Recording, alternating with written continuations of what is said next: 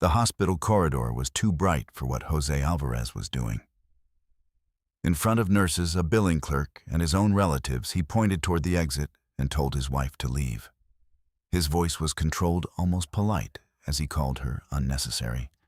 Said she had no place near his mother. No one stopped him. Alexandra Reed didn't argue. She didn't explain. She simply looked at him for a moment, then turned away. Upstairs, behind sealed doors and sterile light, the surgical team was already preparing for a procedure only one doctor in that hospital could lead, and her name was already on the board. If you believe dignity matters most when no one else speaks, stay with this story. Tell me where you're watching from and your local time. And if stories like this mean something to you, consider subscribing so you don't miss what comes next. Chicago carried its own rhythm in the early hours, a quiet tension that lived between glass towers and hospital corridors. Inside St. Gabriel Medical Center, that rhythm never stopped. It only changed pace. Alexandra Reed had learned to move with it years ago. She did not rush. She did not hesitate. She moved with the kind of precision that came from repetition, from discipline, from a mind that did not allow itself the luxury of distraction by the time most of the city was still deciding whether to wake. Alexandra had already completed a 6-hour surgery and dictated her post-operative notes with exacting clarity. There was nothing dramatic about her work. No raised voices, no visible strain, just decisions made at the right moment with the right hand under the right light. People trusted that kind of silence. They trusted it without always understanding it. In the hospital, her name carried weight, though it was rarely spoken loudly. Among residents and senior staff, it moved in quieter ways. A look exchanged in a hallway. A note left untouched because it was already correct. A case reassigned without explanation because someone higher up knew exactly who needed to handle it. Alexandra did not ask for that recognition. She did not build her identity around it. Outside the hospital, she allowed it to disappear entirely. Jose Alvarez preferred it that way. Their apartment overlooked the river high enough to make the city feel distant, but not so high that it lost its sound. From the outside, it suggested stability. Clean lines, neutral tones, carefully chosen furniture that implied intention without excess. Inside, the balance was less certain. Jose stood near the kitchen counter that morning. Scrolling through his phone, the glow of the screen reflected faintly in his eyes. He wore confidence easily, the kind that came from being heard often enough that he no longer questioned whether he should be. "You got in late again," he said, not looking up. It was not a question. Alexandra set her bag down near the entryway. She did not answer immediately.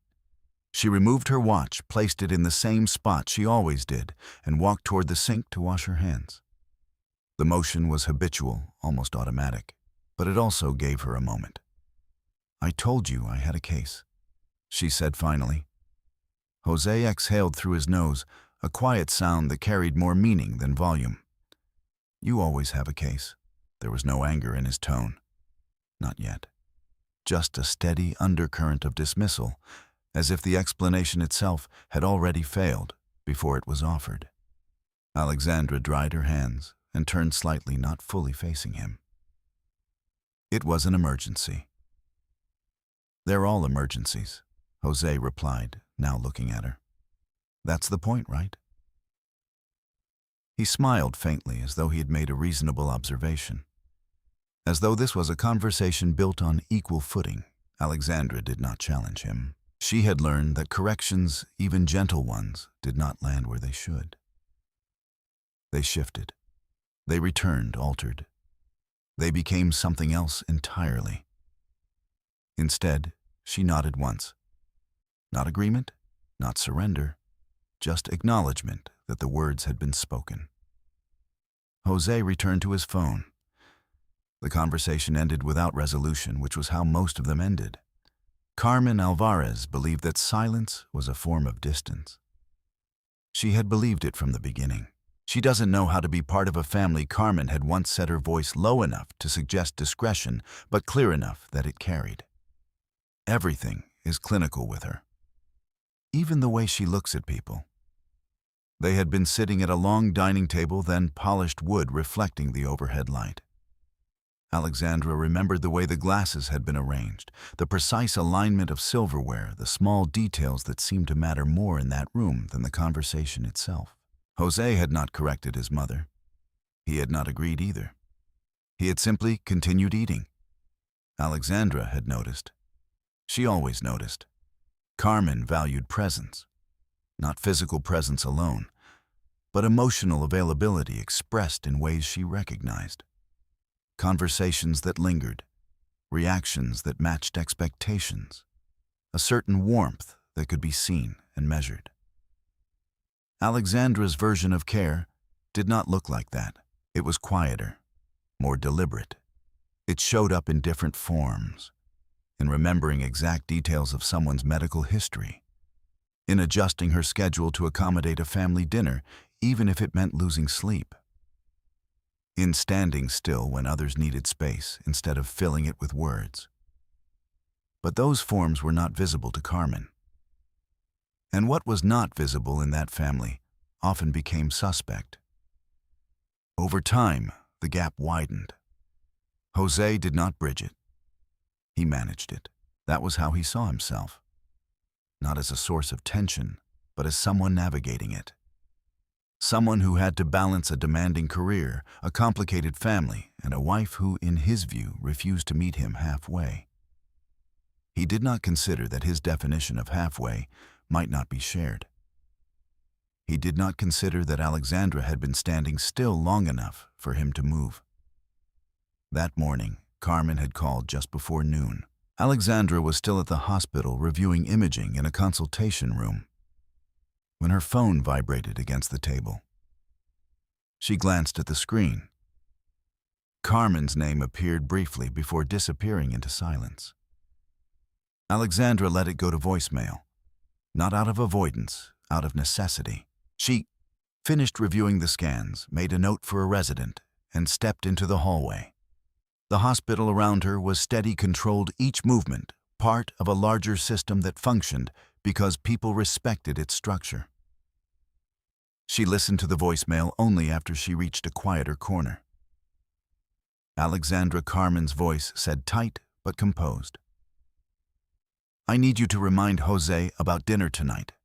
He's been forgetting things again, and I don't want any last-minute excuses." There was a pause.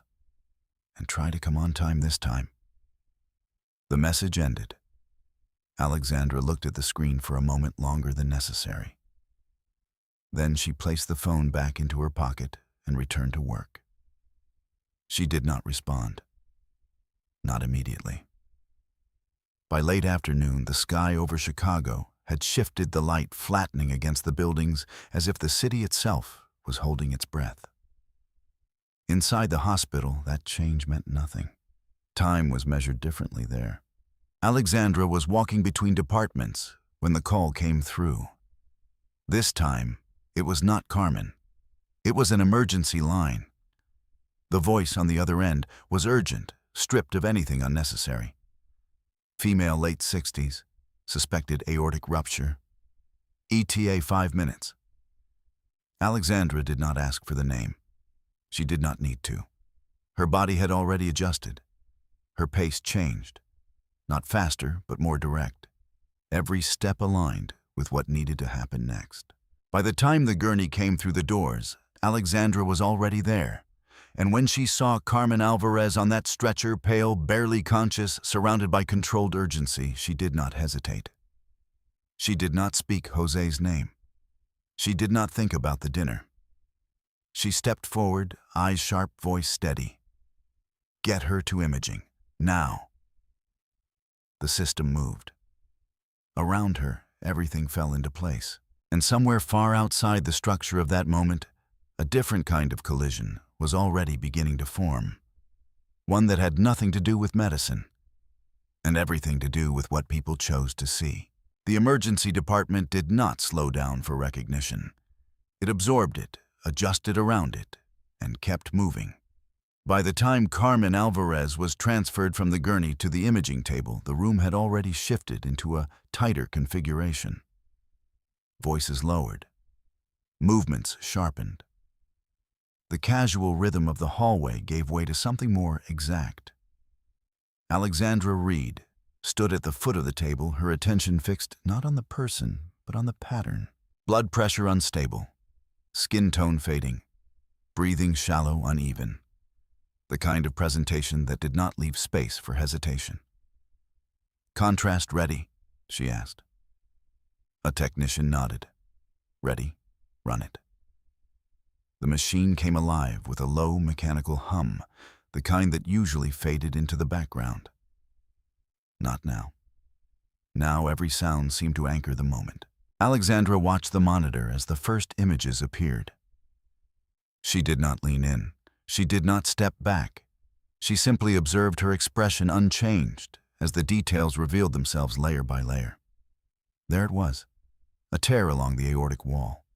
Not complete, not yet, but unstable, expanding. Time in cases like this was not measured in minutes.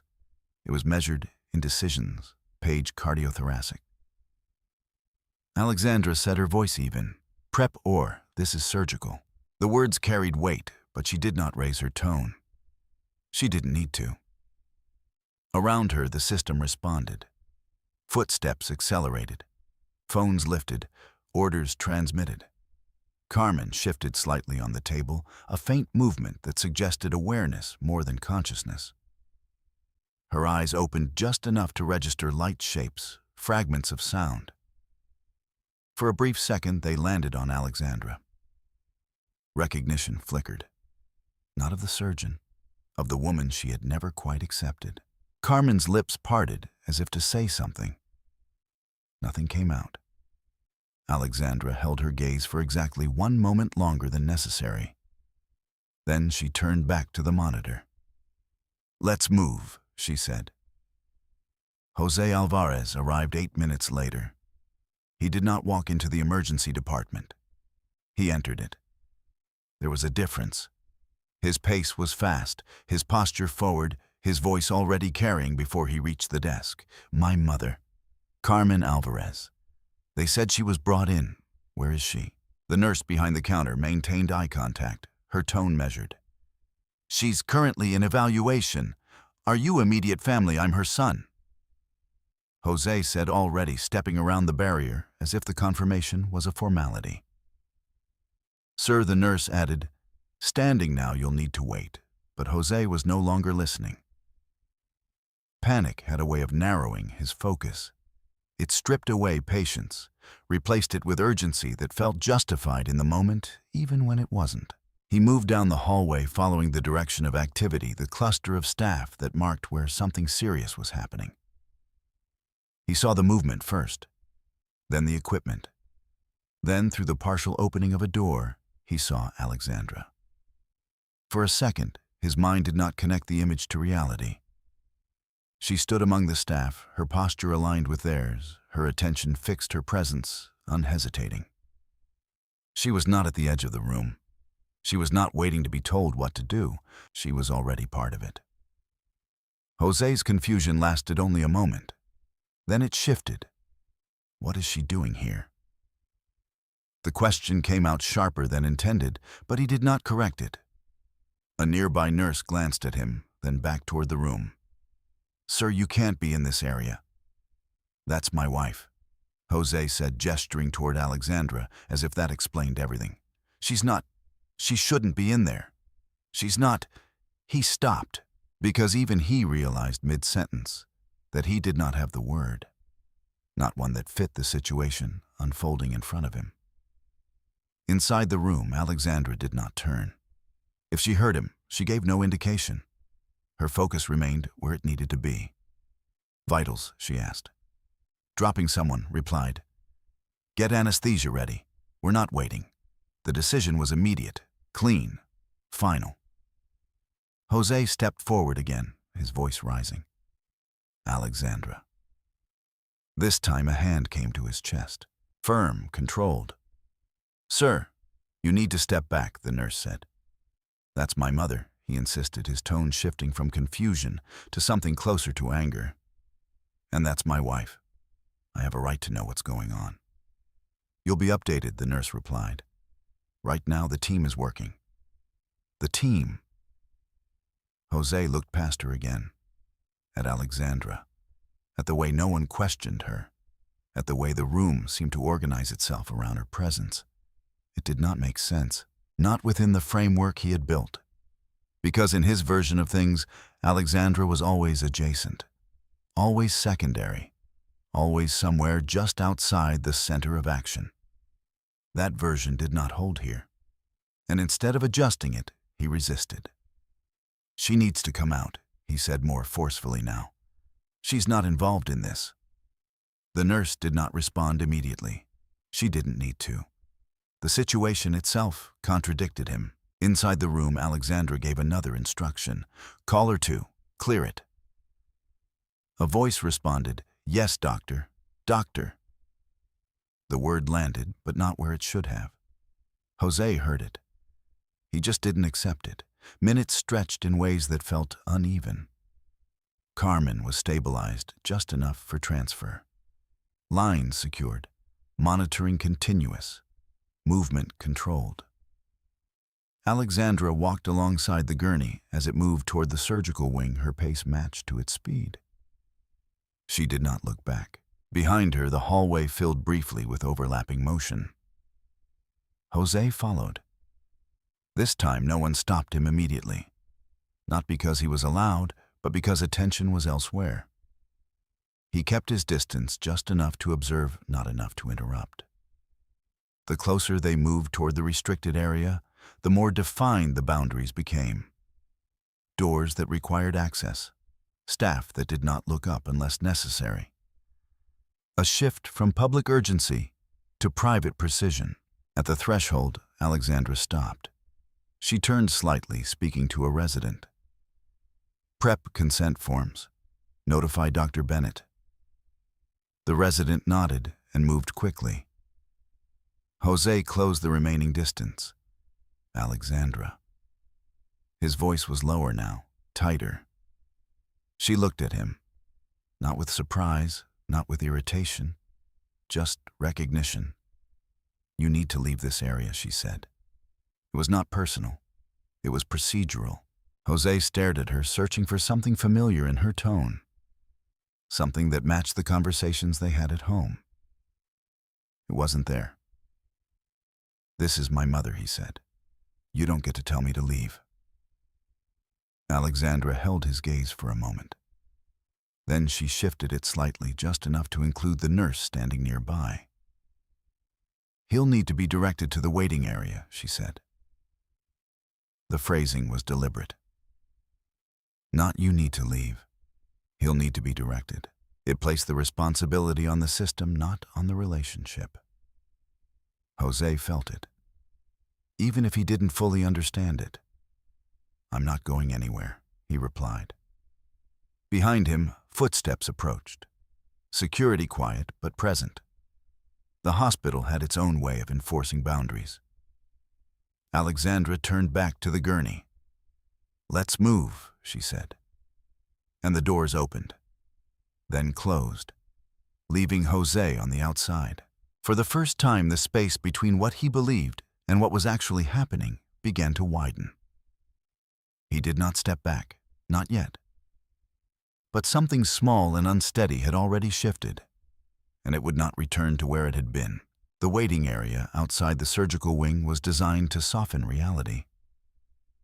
Muted colors, upholstered chairs arranged in quiet symmetry, a coffee station that no one truly used, soft lighting that attempted to disguise the sharpness of what people were actually there for. It worked sometimes. Not today. Jose Alvarez did not sit. He stood near the glass partition that separated the public hallway from the restricted corridor, his reflection faintly layered over the movement behind it. Staff passed through with measured urgency badges, scanned doors opening and closing in controlled intervals. Every time they opened, he looked for her. Every time they closed, he found nothing. Diane Alvarez arrived 20 minutes later, her steps slower but more deliberate.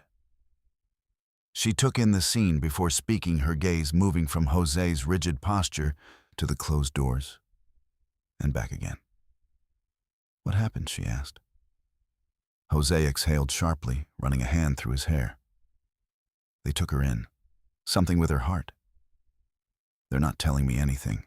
Diane's expression tightened, and Alexandra Jose hesitated. The question should have been simple. It wasn't. "She's here," he said finally. "Somewhere in there." Diane followed his line of sight to the restricted doors. "Good," she said quietly. "At least she showed up." Jose turned toward her, something sharper in his eyes now. "That's not the point." Diane didn't respond immediately. She had known Jose long enough to recognize when he was not ready to hear anything that contradicted him. Instead, she sat down, folding her hands in her lap, her posture composed but attentive. Jose began pacing. It wasn't a large space, but he used all of it. Back and forth steps, measured at first, then less so. His thoughts moved faster than his body, circling the same point without landing. He had seen Alexandra in that room. He had heard the word, doctor. But it didn't fit. Not with the version of her he carried. Not with the conversations they had, the arguments, the dismissals, the quiet ways he had placed her work below everything else that mattered. If she were really no. He stopped the thought before it could complete. The alternative required too much adjustment. It required him to reconsider not just this moment, but everything leading up to it. And Jose Alvarez did not adjust easily. A nurse approached, then her expression professional, her tone carefully neutral. "Mr. Alvarez." Jose turned immediately. "Yes, I'm her son. What's happening? Your mother is being prepared for surgery," the nurse said. "The surgical team is currently reviewing her case." Jose nodded, impatient. "Then I need to speak to whoever's in charge." The nurse held his gaze. "You'll be updated as soon as the team is ready to speak with you." "That's not what I asked," Jose replied, his voice tightening. "I want to know who's making decisions." There was a pause. Not long, but enough. "The attending surgeon will be assigned based on availability and specialization," the nurse said. "You'll be informed shortly." Jose took a step closer. "And my wife?" The nurse's expression did not change, but something in her posture did. A subtle shift, a recalibration. "Dr. Reed is part of the team," she said. The words landed cleanly, without emphasis, without explanation. Jose blinked once. Part of the team. It was not the same as being in charge. It was not the same as... He nodded slowly, as if accepting the statement at face value, even as something inside him resisted it. "Fine," he said. "Then tell her to come out." The nurse did not move. "She's currently preparing for the procedure," she replied. "She's not available." Jose let out a short, humorless breath. "She can step out for a minute. This is her family." The nurse's tone remained steady. "Right now she's acting in a professional capacity." There it was again. Professional. Jose's jaw tightened. "That doesn't override this," he said, gesturing vaguely between himself and the closed doors. "She doesn't get to just ignore me." Diane looked up, then her voice calm but firm. "Jose," he didn't turn. "She's working," Diane continued. "Let her do her job." Jose laughed, but there was no amusement in it. "You don't even know what her job is." Diane held his gaze. "Do you?" The question hung there, unanswered, uncomfortable. Jose looked away first. Before Diane could say anything more, the doors to the restricted corridor opened. Two physicians stepped out, their expressions composed, their attention focused. Behind them, Alexandra emerged. She had changed. Not dramatically, but enough. The coat, the posture, the stillness that now felt less like restraint and more like control. Jose moved toward her immediately. Finally, he said, his voice carrying just enough to draw attention from those nearby. "We need to talk." Alexandra stopped a few feet away, not close enough to suggest intimacy, not far enough to avoid engagement. "There's nothing to discuss right now," she said. Her tone was even, measured, the same tone she had used inside. Jose's frustration sharpened. "That's my mother in there. And she's being prepared for surgery," Alexandra replied. "Time matters." Jose shook his head. "You don't get to decide that." Alexandra did not react. She did not raise her voice. She did not step back. "I'm part of the surgical team," she said. The words were simple, but they shifted the air around them. Jose felt it, even if he still resisted what it meant. "That's not enough," he said quickly. "I want to speak to whoever's actually in charge." There was a brief silence. Then Alexandra answered, "I am." The statement did not rise. It settled. Diane's eyes moved from Alexandra to Jose, watching the realization begin to form, uneven and incomplete. Jose stared at her, searching for contradiction, for hesitation, for anything that would allow him to dismiss what she had just said. He found nothing. "That's not possible," he said, the words coming out before he could stop them. Alexandra held his gaze for a moment longer than necessary. Then she shifted her attention slightly enough to include the physicians standing behind her. "We don't have time for this," she said. "The consent needs to be addressed." Jose stepped forward again, his voice rising now, the control slipping. "You don't get to make that call without me." A few heads turned. The waiting area, designed for quiet, absorbed the tension but did not conceal it. Alexandra did not lower her voice. She didn't need to. "In emergency cases," she said, "the hospital proceeds under standard of care protocols if immediate consent cannot be obtained without risking the patient." Jose's expression hardened. "I'm right here, and you're being informed," she replied. It was precise, it was accurate, and it left no room for interpretation. Jose looked around, suddenly aware of the eyes on him. Staff, other families, observers who did not know the full story but understood enough. The shift in power was not loud, but it was visible. He felt it, and he rejected it. "You're not doing this," he said louder now. "You're not going to use this too." He stopped himself, but the implication lingered. Alexandra did not respond to it. She did not engage with the accusation. Instead, she turned slightly toward the nurse standing nearby. "Please have him escorted to the waiting area if he continues to interfere," she said. The phrasing was calm, formal, final. Jose stared at her, something between disbelief and anger, settling into something heavier. For the first time, there was no space for him to redefine the moment. No room to adjust the narrative. Only the reality in front of him. And the quiet certainty in Alexandra's voice. She turned back toward the doors. "Prep the OR," she said. And then she walked away. Not quickly, not slowly, just forward, leaving Jose standing exactly where he was. And for the first time without control over what happened next. The doors to operating room 2 closed with a soft, controlled seal that erased the waiting area from existence. Inside, the air shifted. It always did. Sound flattened into purpose. Movement aligned. Every object had a place, every motion a sequence. The world beyond those doors did not disappear, but it lost its influence. It became irrelevant to the work at hand. Alexandra Reed stood at the scrub sink, sleeves rolled just below her elbows, hands positioned under a steady stream of water. The process was methodical.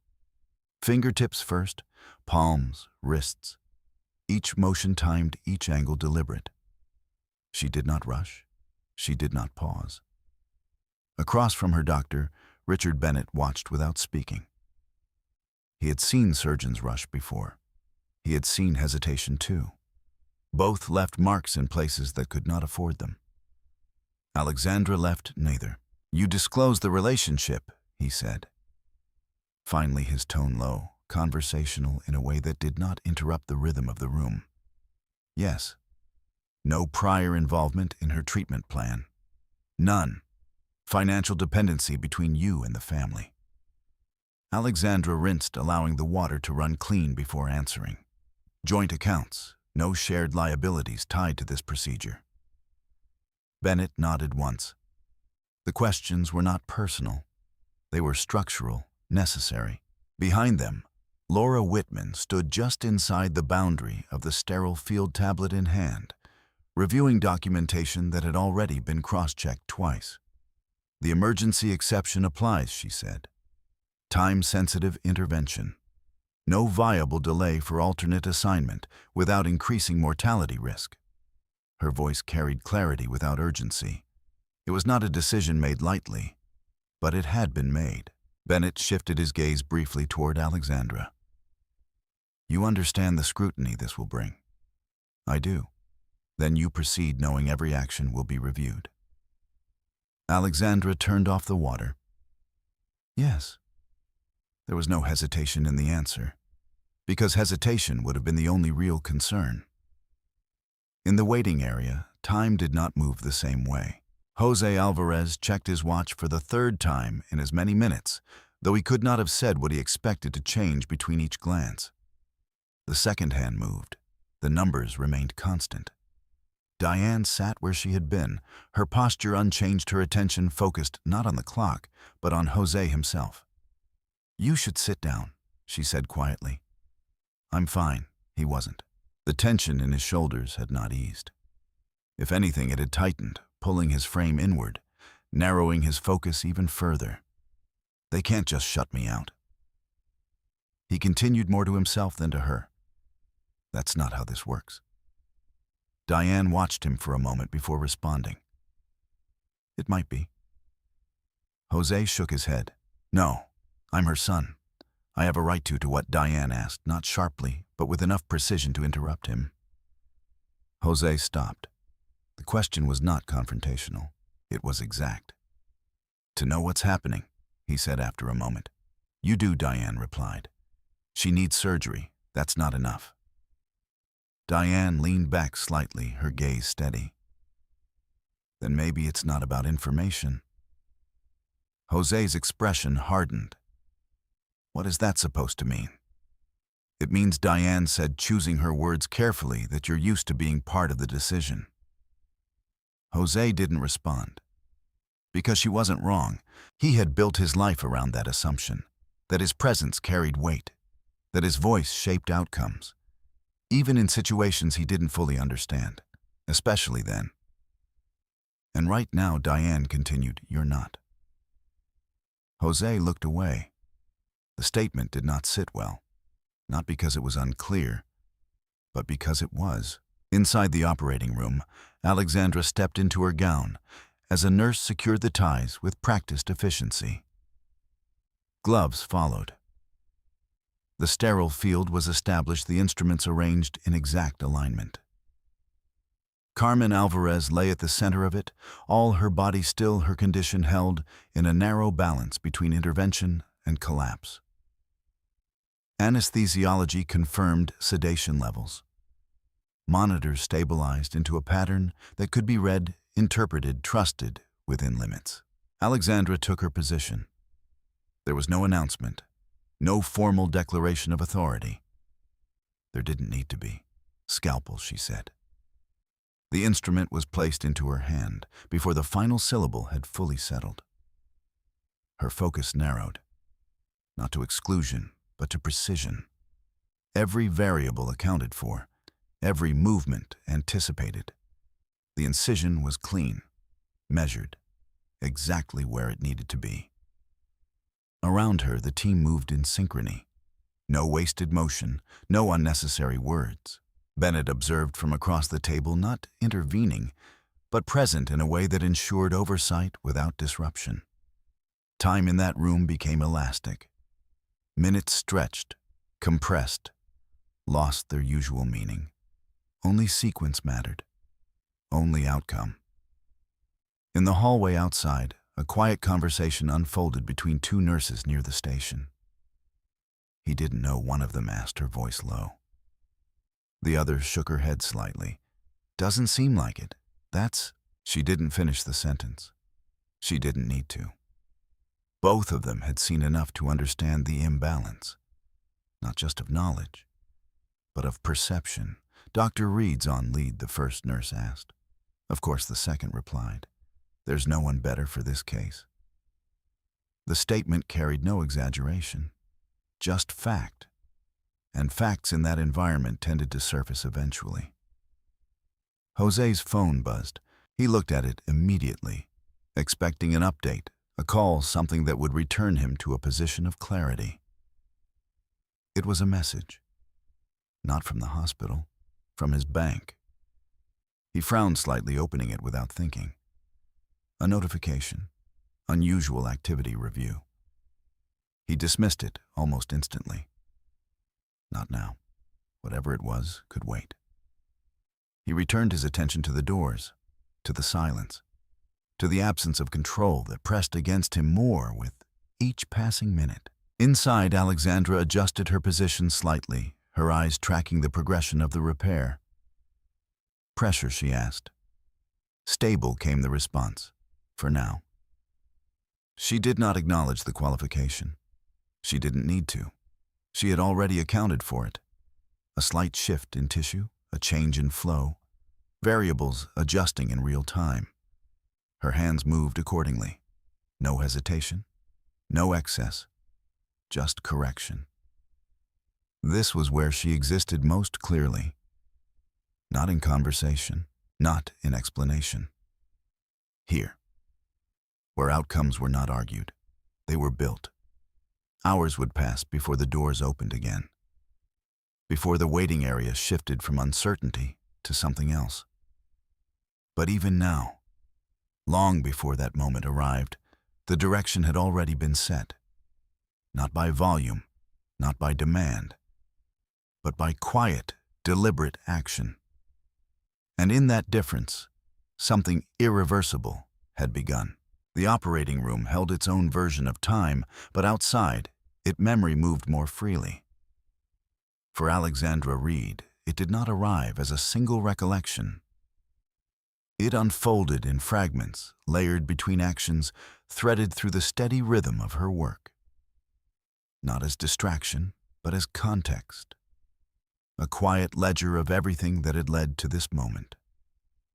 She had never intended to keep records, at least not in the beginning. In the early months of her marriage to Jose Alvarez, she had believed what most people believed when they stepped into something new, that adjustments would be mutual, that misunderstandings would resolve themselves with time, that respect, once assumed, would remain intact. The first time he dismissed her work, it had sounded casual. "You're always tired," Jose had said one evening, leaning back against the couch as she reviewed notes at the dining table. "It's not like you're the only one with a job." He had smiled when he said it. Not cruelly, not even seriously, just enough to suggest that the statement didn't need to be examined. Alexandra had looked up briefly, considered responding, then returned to her notes. It wasn't worth correcting, at least not then. Moments like that rarely stood alone. They repeated, subtle at first, then less so. "Can't you switch shifts?" he asked another time, standing in the doorway of their bedroom while she prepared for an overnight call. "We had plans." "It's not that kind of schedule," she replied, her tone even. Jose frowned slightly, as if the explanation were unnecessarily complicated. "Everything's negotiable, if you actually try." Alexandra had paused then, not because she didn't understand his perspective, but because she recognized the pattern forming. It wasn't about the schedule. It was about control. Not in the overt sense. Not in a way that could be easily named. but in expectations, in the assumption that her responsibilities were flexible while his were fixed, that her time could be adjusted to accommodate his, but not the other way around. She had not argued. Instead, she began to document. At first, it was incidental, a forwarded email she chose not to delete, a message thread she archived rather than dismissed, a calendar entry she left intact even after plans had changed. Not because she anticipated needing them, but because something in her understood that clarity, when challenged, required evidence. Jose did not notice, or if he did not interpret it correctly. He saw her silence as agreement, her lack of confrontation as absence of objection. Carmen Alvarez saw something else entirely. She doesn't react, Carmen had said once, her voice measured, but edged with disapproval. It's like talking to a wall. They had been in the kitchen, the afternoon light filtering through half-drawn blinds. Alexandra stood at the counter preparing something simple, her movements precise, unhurried. Jose leaned against the doorway, arms crossed. She just processes things differently, he said. It sounded like a defense. It wasn't. It was an explanation without support. Carmen shook her head slightly. No, she withholds. That's different. Alexandra continued slicing the knife, moving in clean, even strokes. She did not interrupt. She did not correct. But she remembered. Every word, every tone, not as grievance, as data. Over time, the records expanded.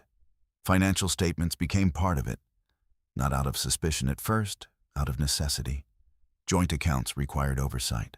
Shared expenses needed tracking. It was practical, until it wasn't. Jose had a way of spending that did not align with his explanations. Small inconsistencies at first. A charge that didn't match a conversation. A transfer that appeared without context. When Alexandra asked, his responses were quick. It's nothing. I covered something for a friend. I'll explain later. Later rarely came. Alexandra did not press. Instead, she began to compare. Statements against timelines, transactions against messages. Patterns emerged, not dramatic, but consistent, enough to suggest intention. She saved those too, quietly, without confrontation. Because confrontation, she had learned, shifted the narrative. It turned specifics into arguments, evidence into interpretation. And Alexandra preferred precision, even in silence. Back in the present, her hands moved with the same discipline. The repair was progressing, but not without resistance. Tissue under strain, flow requiring adjustment, variables that demanded constant recalibration. Clamp, she said. The instrument was placed into her hand without delay. Her focus did not waver. But somewhere beneath that focus, the past continued to align itself. Not as distraction, as reinforcement. Every moment that had been minimized, every detail that had been overlooked. Every instance where her presence had been reduced to something secondary.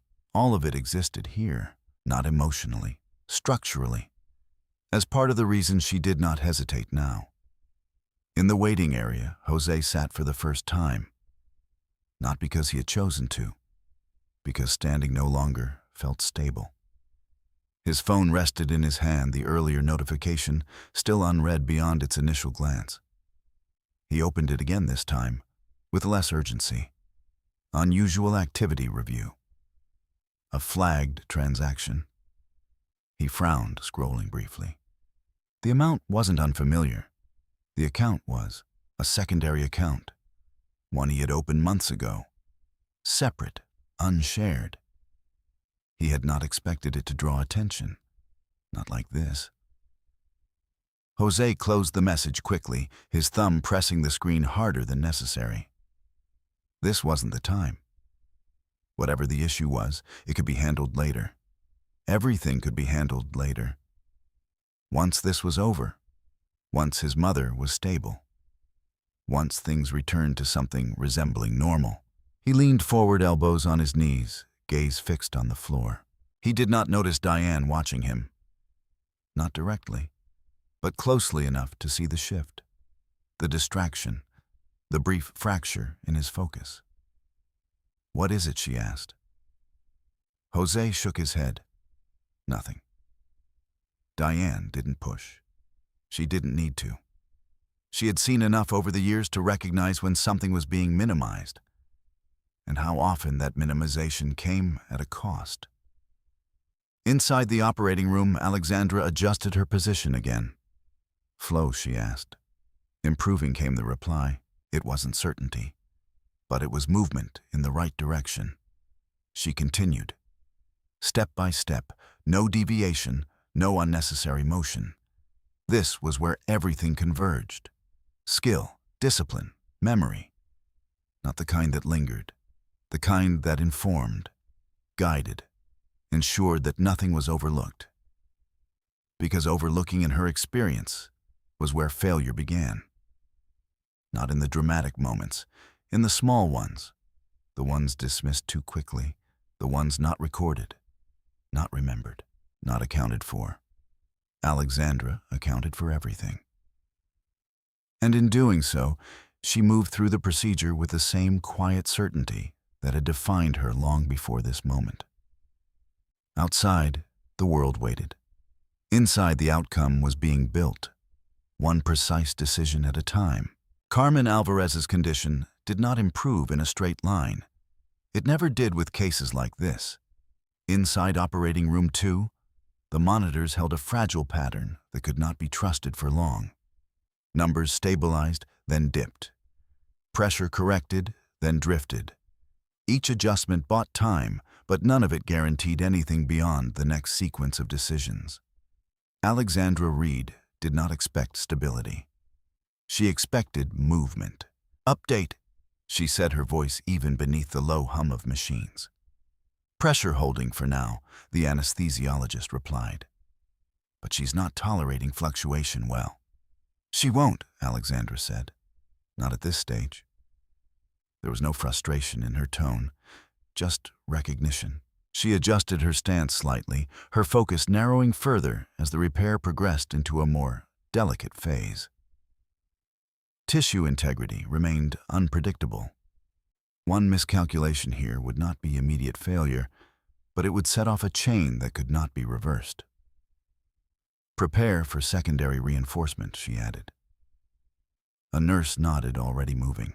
Across the table, Dr. Richard Bennett observed without interruption, his attention fixed not only on the procedure, but on Alexandra's decision-making.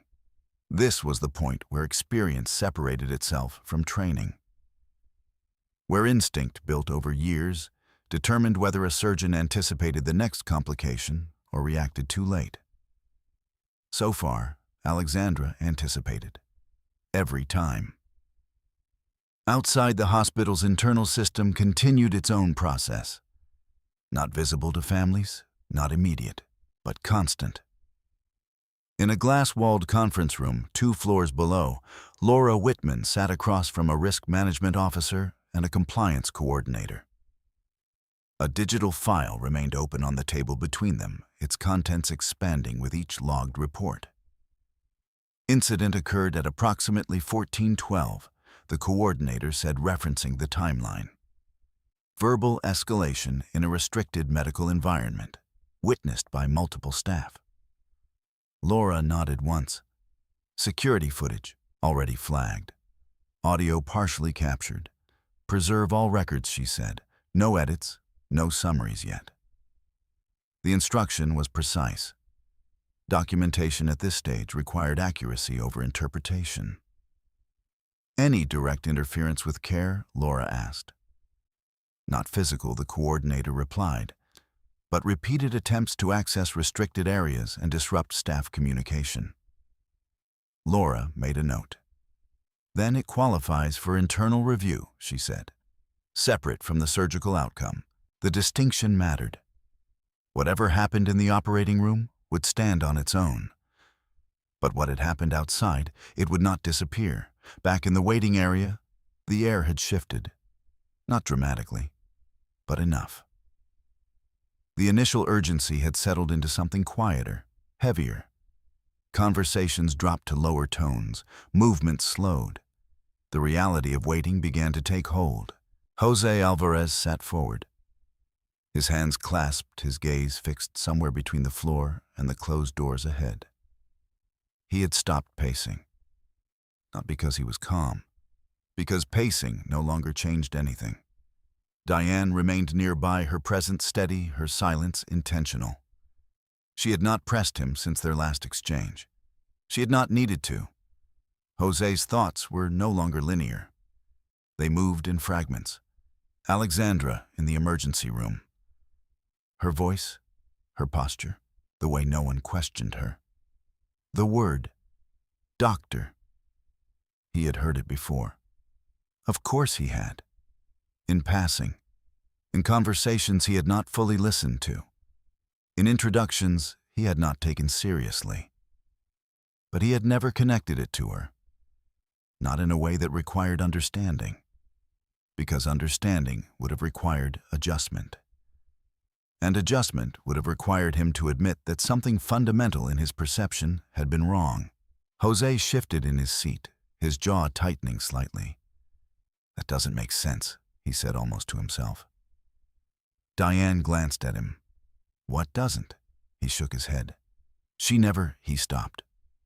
Because the sentence could not be completed without exposing the gap. She never told me. But that wasn't entirely true. She had spoken. He just hadn't listened. Or rather, he had heard without absorbing. Filtered her words through his own expectations until they lost their original meaning. Diane watched him carefully. You didn't ask, she said. Jose looked up sharply. That's not, he stopped again, because the objection lacked substance. Diane didn't push further. She simply held his gaze long enough for the realization to settle, however slightly. Inside the operating room, the situation tightened. Pressure dropping, the anesthesiologist said more urgently now. Alexandra's focus did not break. Compensate, she replied. We're not done yet. Her hands moved with increased precision, adjusting for the shift without hesitation. The reinforcement phase required exact alignment. Too much tension and the tissue would fail. Too little and the repair would not hold. There was no margin for approximation. Hold suction, she instructed. A nurse responded immediately. The room narrowed further. Every movement now carried amplified consequence. Bennett stepped closer, not intervening, but positioning himself where oversight became more direct. You're close, he said quietly. I know, Alexandra replied. Her voice did not rise. But something in it sharpened. Not urgency, clarity. This was the point where outcomes diverged, where preparation met execution without buffer. She adjusted again. A fraction. Enough, now, she said. The final sequence began. In the hallway outside, two nurses paused briefly near the station, their conversation low but focused. He's still out there, one asked. The other nodded. Hasn't moved much. Does he know? A slight pause. I think he's starting to. The first nurse exhaled quietly. That's going to be a shift. Yes, the second replied. It already is. They returned to their tasks without further comment, because in that environment, shifts like that were not unusual. What mattered was how they resolved. Jose leaned back slightly, his posture no longer rigid but not relaxed. Uncertain. That was the word. For the first time, uncertainty had replaced certainty. Not completely, but enough to be noticed. He looked toward the doors again, not with the same expectation, with something else, something quieter, as if he were waiting not just for news, but for confirmation of what he wasn't sure. But the question had already formed, and once formed, it would not disappear. Inside, Alexandra completed the final adjustment.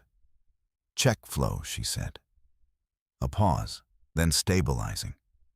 Not perfect, but holding. She remained still for a moment longer than necessary, her eyes scanning, confirming, accounting for any variable that might still shift. Nothing immediate, nothing critical. She stepped back slightly. Not fully, not yet, but enough to signal transition. The most dangerous part had passed, not the entire procedure, but the point where failure was most likely. Bennett exhaled quietly, a release so subtle it might have gone unnoticed. Continue monitoring, Alexandra said. Her tone unchanged, because for her the work was not defined by the peak of tension, but by everything that followed. Outside, the waiting continued. Inside, the outcome moved closer to being decided. And between those two spaces, the truth, quiet, precise, and unavoidable, was already taking shape. The doors to operating room 2 remained closed, but the truth no longer did. It moved through the hospital in quieter ways, through staff who adjusted their tone when speaking Alexandra's name, through administrative notes that no longer needed clarification, through the absence of doubt in rooms where doubt had once existed. And eventually it reached Jose Alvarez in a form he could no longer dismiss. It came not as an announcement, but as confirmation. A hospital administrator approached him just after the 3rd hour. Measured steps, composed posture. The kind of presence that suggested both authority and restraint. "Mr. Alvarez," she said, "I'm here to provide an update." Jose stood immediately. Finally, he said the words sharper than intended. "What's happening? I've been waiting for someone to explain." "She is in surgery," the administrator replied, her tone steady, not interrupting, but not yielding either. "The procedure is ongoing." Jose nodded impatiently. "Yes, I know that. I need to know who's leading it." A brief pause. Not hesitation, precision. "Dr. Alexandra Reed is the attending surgeon on your mother's case." This time the words did not pass through him. They stopped, fully. Jose blinked once as if recalibrating. "That's not," he began, then stopped, because he had already heard it. From Alexandra herself, from the nurse, from the room that had aligned around her. But this was different. This was institutional, formal, irrefutable. Diane watched from her seat, her gaze shifting between Jose and the administrator, observing not the words, but their impact. Jose's expression changed not dramatically, but enough. The resistance remained, but something beneath it cracked. "She didn't tell me," he said finally. The administrator did not respond to that. It was not a statement that required confirmation or denial. It existed outside the scope of what mattered in that moment. "What are her chances?" Jose asked, his voice lower now. The administrator held his gaze. "Your mother is receiving the highest level of care available for her condition." It was not a percentage. It was not reassurance. It was accuracy. Jose exhaled slowly, his shoulders lowering slightly. For the first time, the question was not about control. It was about outcome. And for the first time, the answer did not center him. Inside the operating room, Alexandra Reed adjusted her gloves. The most critical phase had passed, but the work was not complete. It never ended at the point where others believed it did. "Status," she said. "Stable," the anesthesiologist replied. "Holding." Alexandra nodded once her attention still fixed. "Begin closure sequence," she instructed. The team responded immediately. Each step followed the next without deviation. There was no shift in tone, no visible release of tension. Because for Alexandra, completion was not a moment. It was a process, and processes required consistency until the very end. Dr. Bennett remained in position observing, not as oversight alone, but as confirmation. He had seen the procedure unfold from beginning to near completion, and what he had seen aligned with expectation. Precision, control, no unnecessary motion, no hesitation. He did not speak. He didn't need to. The work spoke for itself. In the waiting area, silence settled more fully, not empty, but heavy. Jose sat again slower this time, as if his body had begun to match the weight of what his mind was processing. "She's the lead surgeon," he said, the words quieter now. Diane nodded once. "Yes." He looked at her. "You knew." "I knew she was a surgeon," Diane replied. "I didn't know she would be the one handling this case. But it makes sense." Jose frowned slightly. Why Diane held his gaze. "Because she's good at what she does." The statement was simple, but it carried something Jose had not allowed himself to consider. Competence, not as an abstract concept, but as a defining reality. "She never said anything," he repeated. Diane's expression did not change. She didn't need to. Jose looked away. That answer did not settle easily, because it suggested something else. That the absence of information was not the same as concealment. That what he had missed was not hidden. It had simply not been prioritized. By him.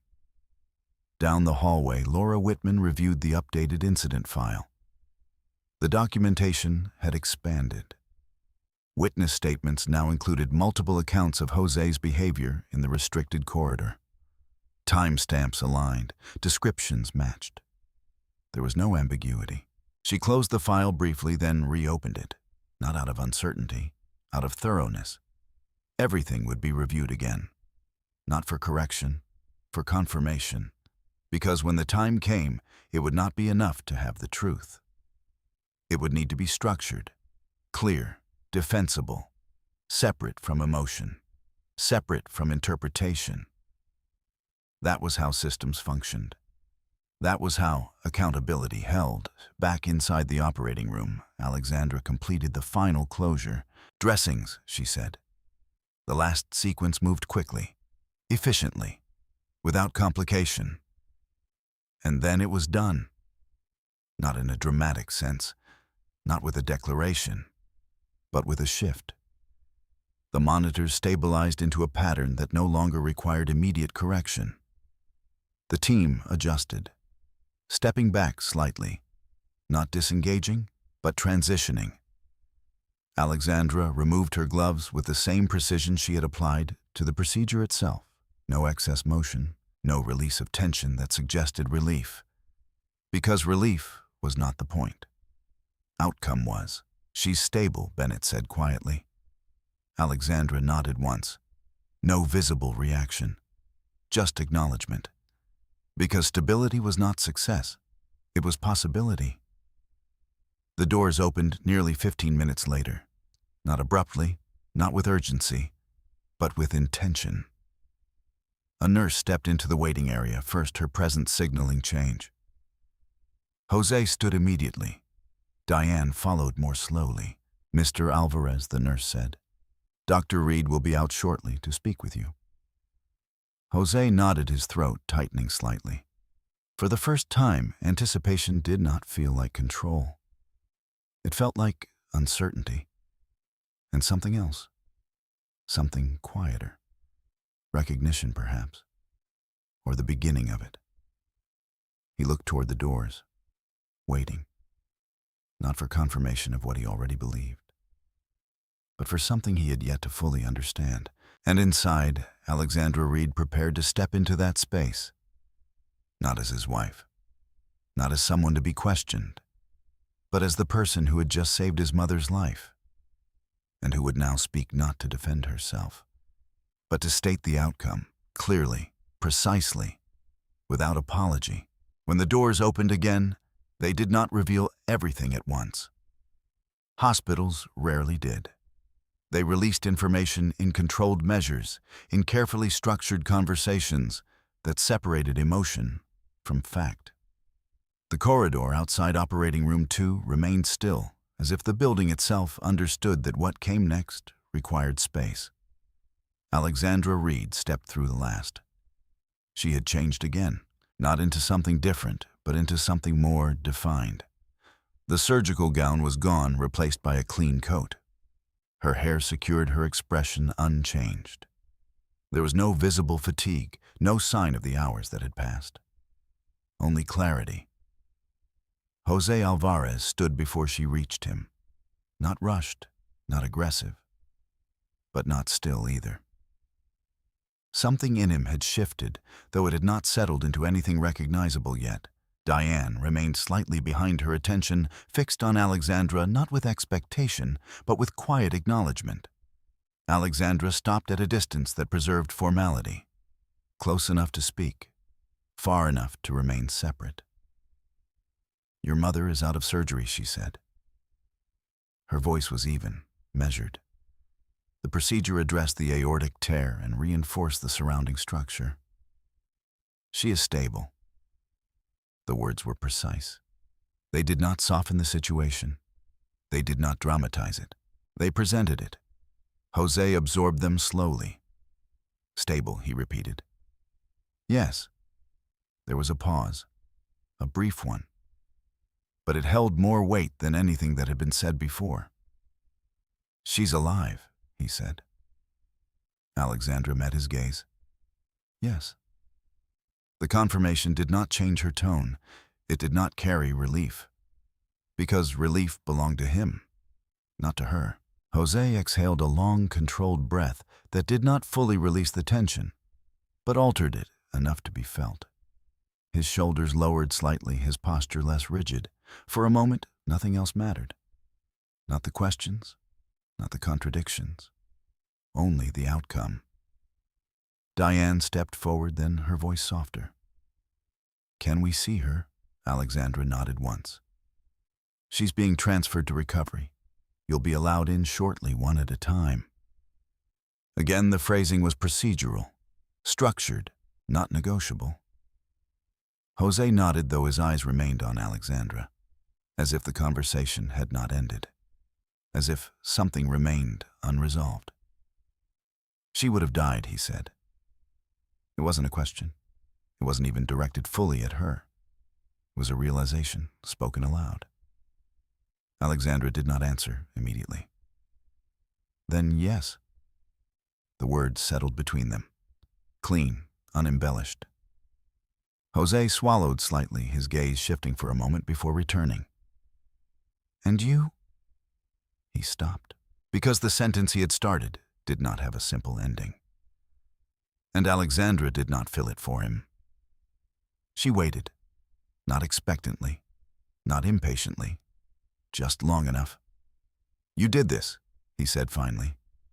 Another pause, not for effect, for accuracy.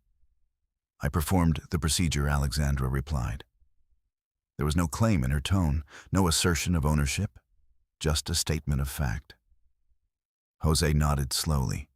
The distinction should not have mattered. But it did, because it removed the possibility of framing the moment as something else, something personal, something emotional. It placed it where it belonged. In reality. "You didn't have to," he said. This time Alexandra responded without pause. "Yes, I did." Jose frowned slightly. Why the question came out quieter than his previous ones, less defensive, more uncertain. Alexandra held his gaze. "Because she was the patient in front of me," she said. "And I was the most qualified to operate." The answer did not include him. It did not include their relationship. It did not include anything beyond the structure of her role. Jose looked at her, searching for something else. Something that acknowledged him, that connected the outcome to the dynamic he understood. He found nothing. Diane watched the exchange carefully, not interrupting, not guiding, just observing the space between them as it reshaped itself. Jose shifted his weight slightly. "There are things we need to talk about," he said. Alexandra's expression did not change. "Not here," she replied. The words were not dismissive. They were directional. This was not the space for that conversation, and she would not allow it to become one. Jose hesitated, then nodded, not agreement, but recognition of a boundary he could not cross. A nurse approached, then her presence reintroducing the structure of the hospital into the moment. "She's being moved into recovery now," she said. "We can take one of you in." Diane looked at Jose. "You should go," she said. Jose didn't respond immediately. His attention remained on Alexandra, as if waiting for something more, some acknowledgement, some shift. But Alexandra had already given everything required. The outcome, the explanation, the boundary. There was nothing left to offer. Jose turned away first. He followed the nurse down the corridor, his steps slower than before, his posture less certain. Diane remained, for a moment. Then she looked at Alexandra. "Thank you," she said. The words were simple, but they carried something different. Not obligation, not expectation. Recognition. Alexandra inclined her head slightly, no more. Diane studied her for a moment longer. "You should get some rest," she added.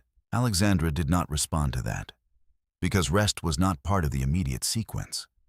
There were still notes to complete, reports to file, processes to close. Diane nodded once, as if understanding that, then turned and followed the path Jose had taken. Alexandra remained where she was. The corridor around her began to return to its normal rhythm. Staff moved with purpose, but without urgency. Conversations resumed at a measured pace. The moment intense as it had been folded back into the larger structure of the hospital. But its impact remained. Not visible, not spoken, but present. Alexandra turned slightly, her gaze moving toward the glass panel that reflected the corridor back at her. For a brief second, she saw herself as others might. Composed, controlled, unaffected. It was not entirely accurate, but it was sufficient. She stepped away from the reflection and moved down the hallway in the opposite direction. Not toward recovery, not toward the waiting area, toward the administrative wing, because the work, as always, extended beyond the visible moment. And what had begun here would not end with the surgery. Not for Jose, not for the system, and not for her.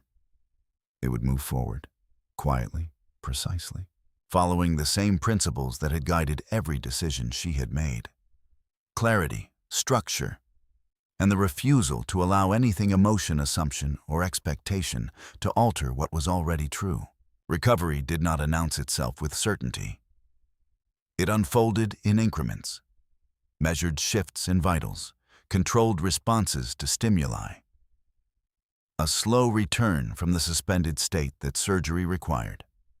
Carmen Alvarez lay in the intensive care unit surrounded by that process, her condition stabilized but not secured.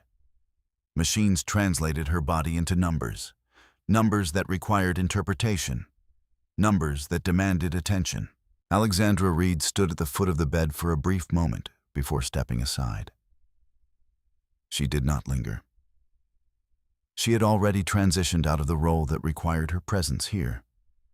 Others would manage the recovery. Others would monitor, adjust, respond. That was how the system functioned. Not through ownership, through continuity. "ICU team has it," Nina Brooks said quietly beside her, her tone carrying both professionalism and familiarity. "They're stable for now." "For now," Alexandra repeated. It was not doubt. It was accuracy. Nina studied her for a second longer. "You handled it clean," Alexandra nodded once. It was contained. The distinction mattered. Handled suggested completion. Contained acknowledged that risk remained. Nina did not challenge the wording. She understood it. "Administration is asking for you," she added. "Conference room 3. Alexandra did not ask why. She already knew. In that room, the conversation did not begin with emotion. It began with documentation. Laura Whitman, sat at the head of the table, a file open in front of her, its contents already structured, categorized, and cross-referenced. Dr. Richard Bennett stood near the window, his posture relaxed but attentive. Alexandra entered without hesitation. "Have a seat," Laura said. Alexandra did. There was no delay, no attempt to soften the moment. "Before we proceed," Laura began, "I need to confirm your disclosure was complete and accurate." "It was," Alexandra replied.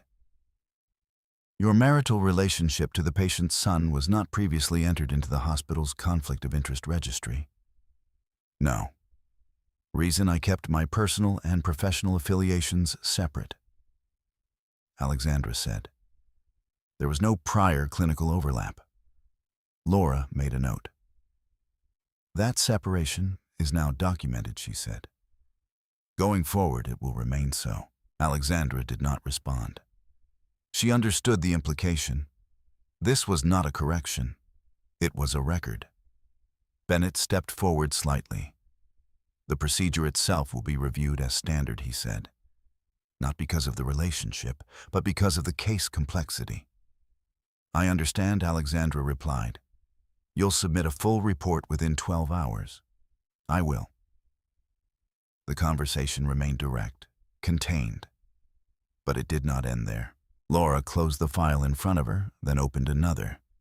This one thicker, more detailed.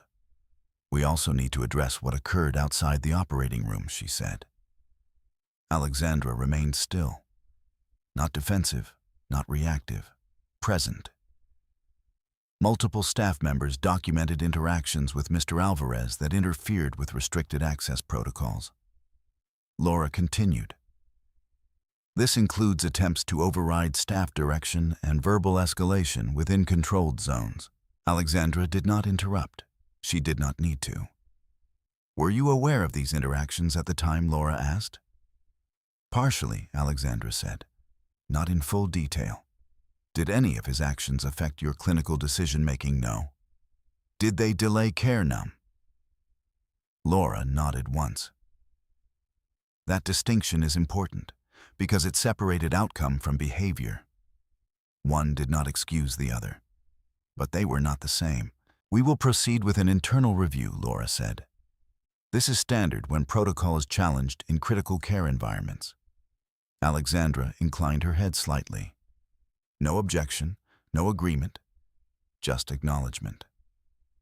Bennett's gaze shifted briefly toward her. "You maintained procedural integrity," he said. "That will be reflected in the report." Alexandra met his gaze. Understood. There was no gratitude in the exchange. Because this was not praise. It was confirmation. Outside the administrative wing, Jose Alvarez stood near the vending machines. He had not gone far, not physically, but mentally the distance had begun to form. He had seen his mother, briefly, long enough to confirm she was alive, long enough to see the machines, the lines, the controlled environment that surrounded her. Not long enough to speak, not long enough to feel resolution. Now, he stood alone.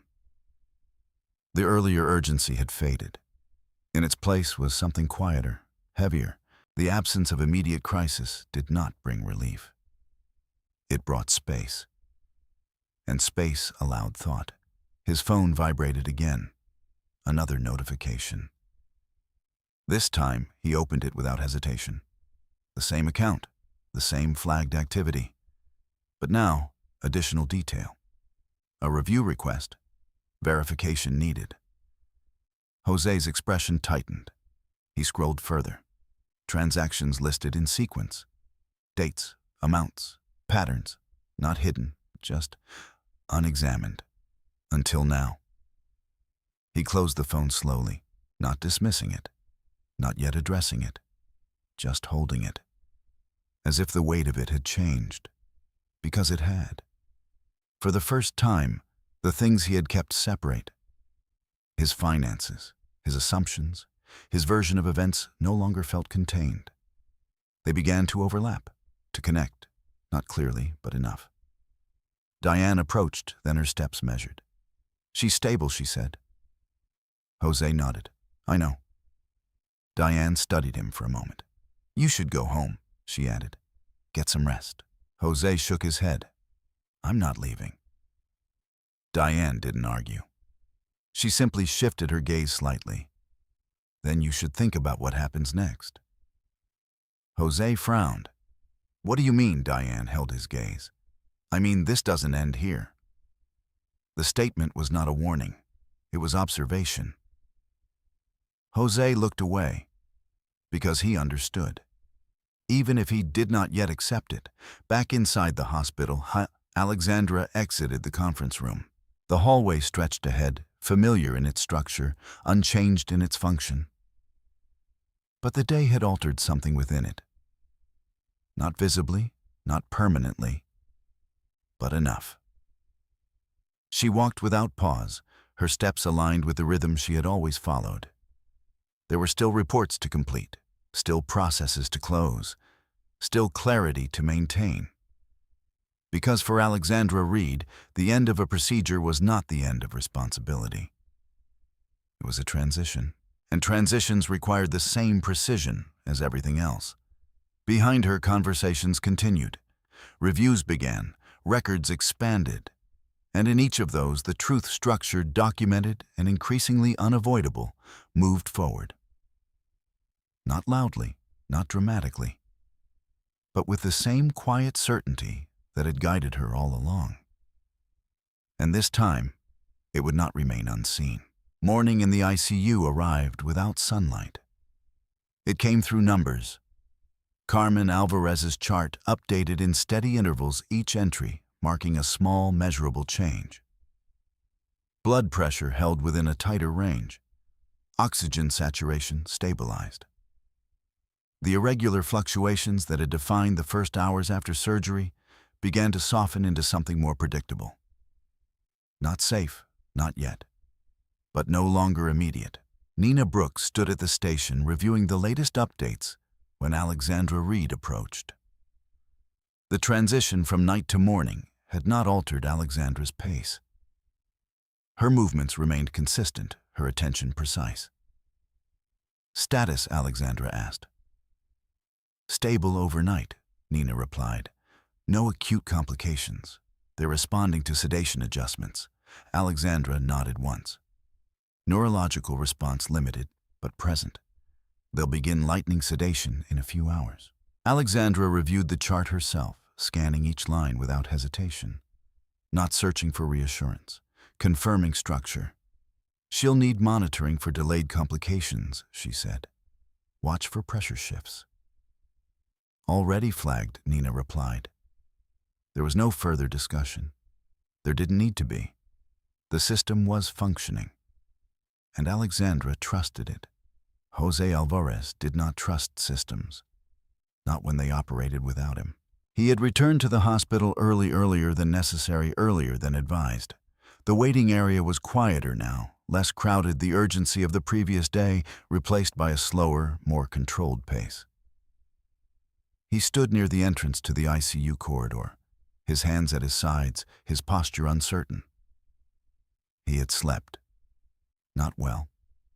Just enough to move through the next sequence of hours. When Diane arrived, she found him there. You're early, she said. Jose glanced at her briefly. Couldn't stay home. Diane nodded. She understood that, even if she understood more than he did. They'll let you in soon, she added. Jose nodded again. Silence settled between them. Not uncomfortable, but not resolved. After a moment, Jose spoke. They're reviewing me, he said. Diane turned slightly. What do you mean yesterday? He replied. The things I said. The way I tried to get in? They documented it. Diane's expression did not change. That's standard, she said. Jose exhaled slowly. It doesn't feel standard. Diane held his gaze. That's because you're not used to being on that side of it. The words landed cleanly, not as criticism, as fact. Jose looked away, because again, she wasn't wrong. In another part of the hospital, Laura Whitman continued her review. The file had grown overnight, Statements confirmed. Timelines aligned. Audio fragments from the corridor added context even if incomplete. Enough to establish pattern. Enough to remove ambiguity. She did not rush the process because accuracy mattered more than speed. Every detail had to hold, not just in isolation, but in structure. She paused at one entry, a nurse's account, clear, consistent with the others. She cross-referenced it with a timestamp, matched, then with the access logs, also matched. Laura closed the file briefly, then reopened it, not because she doubted, because she confirmed. That was how systems maintained integrity, through repetition, through verification, through the refusal to assume anything without support. Alexandra finished her review and stepped away from the ICU station. She did not enter Carmen's room. Not yet. Her role in this phase was limited, deliberately so. Distance ensured clarity, and clarity ensured that nothing personal interfered with what needed to remain objective. As she turned into the hallway, she saw Jose. He stood near the corridor entrance, his posture shifting slightly as their eyes met. This time, he did not approach immediately. He hesitated, only for a second. But enough. Alexandra stopped at a measured distance. Not close, not distant, appropriate. "She's stable," she said. The update was simple, direct. Jose nodded. "I know," he replied. "They told me." There was a pause, longer than the previous ones, not filled with urgency, but with something else. Adjustment. Jose shifted his weight slightly. "They're reviewing what happened yesterday," he said.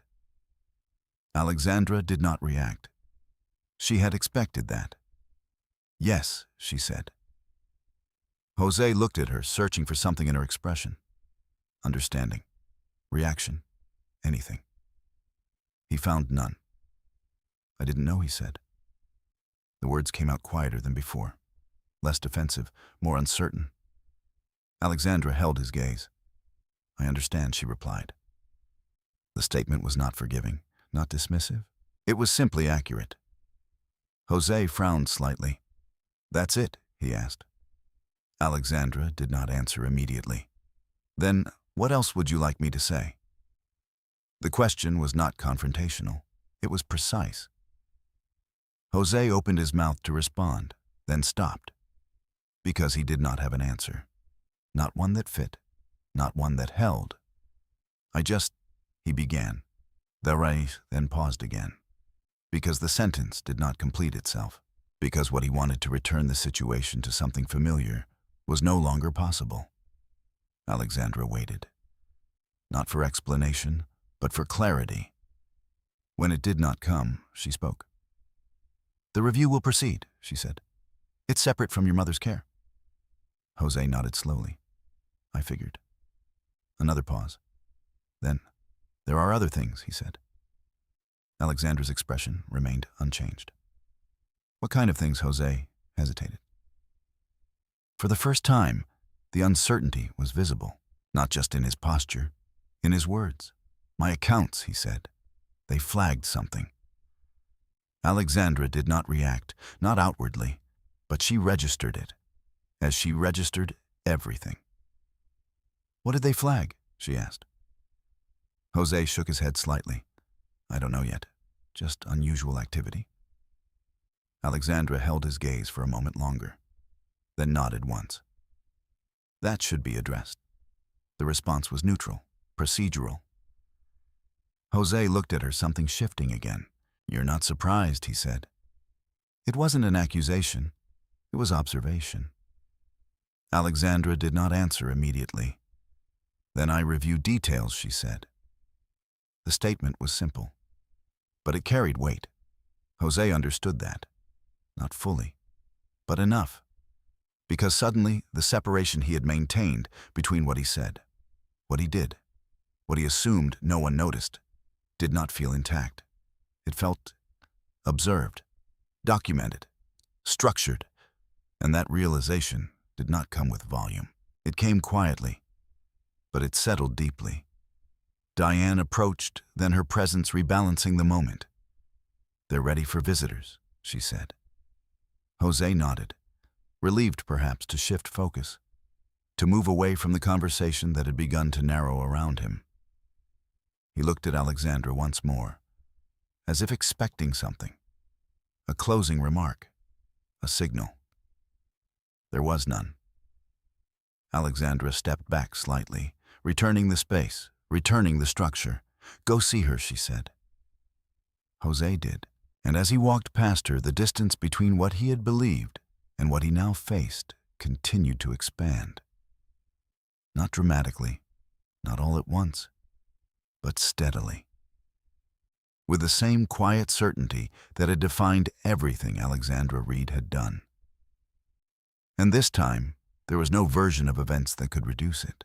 The hospital's administrative wing did not change with the pace of patient care. It moved differently, more slowly on the surface, more deliberately underneath. Files did not rush. They accumulated. They aligned. They built weight through consistency rather than urgency. What happened in hallways and waiting areas eventually arrived here, stripped of tone, reduced to sequence, and examined for structure. Alexandra Reed sat across from a legal associate she had met only once before. Daniel Harper specialized in domestic financial reviews, tied to professional liability. His approach matched the environment, precise, contained, and entirely focused on documentation. He did not begin with questions. He began with organization. "These are the materials you provided," he said, sliding a structured folder across the table.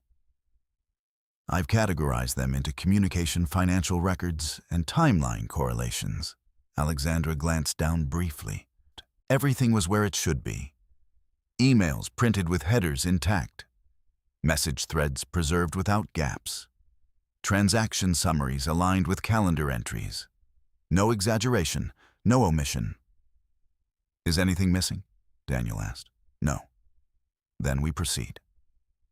He opened the first section. "Communication," he said. "This establishes pattern." He turned a page. "Repeated requests from Mr. Alvarez for you to reduce working hours. Language shifts over time from suggestion to expectation." Another page. "Instances of dismissal regarding your professional obligations." Another. Tone becomes increasingly directive, so Daniel looked up. "This matters," he said. "Not for interpretation, for sequence." Alexandra nodded once, because she understood.